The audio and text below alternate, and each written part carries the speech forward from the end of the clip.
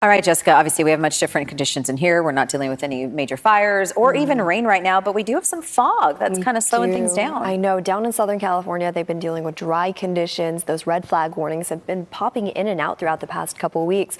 But back here in the Bay, our big weather story, well, last weekend, of course, we knew was the storms. And this weekend, once again, is going to be the storms. But before we get to this weekend, let's talk about what's happening for us right now. That fog filling the Bay Area until around 10, 11 a.m. this morning. It's going to make it slow out there on the roads. Definitely give yourself extra space and just take some time getting to work. Maybe you need to leave a little bit earlier. Maybe you wait until that fog starts to lift. But either way, get out there, be safe there. As we head into this afternoon, all around me, you see that gray. That's the dense fog advisory issued by the National Weather Service. And our daytime highs today, well, they're pretty mild for us as we head into our midweek forecast. We're talking about upper 60s in the Santa Clara Valley. We head a little bit more north into areas like Vallejo and Napa. We're in the upper 50s, lower 60s throughout that area, throughout the North Bay.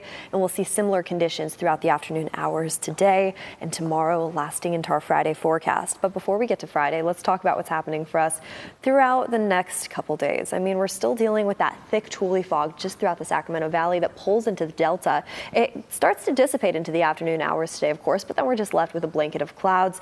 That's all just leftover clouds from storms passing to the north of us. We're staying dry today, tomorrow, all the way into our Friday forecast, but that starts to change as we head into this weekend. Keep the umbrellas nearby because starting Saturday, Sunday, and Monday of next week, we start seeing showers return into the Bay Area from the north to the south, and that's also going to bring in some gusty winds too, just like what we saw last weekend as well. So here's the big weather story for us right now. Behind me, you see all those gray skies. That's the case at the Bay Bridge, the Golden Gate Bridge, and especially off into the East Bay, where daytime highs are pretty mild throughout this afternoon. We have 60s in the forecast throughout the rest of this week. Heading into this weekend, rain returns into the forecast Saturday into Sunday, and we're going to hold on tight to that rain as we head into next week too. Monday and Tuesday looking very similar, not only for the Bay, but also for our inland spots too. So I'm going to have more on that coming up in a bit. But for now, over to you, Gianna.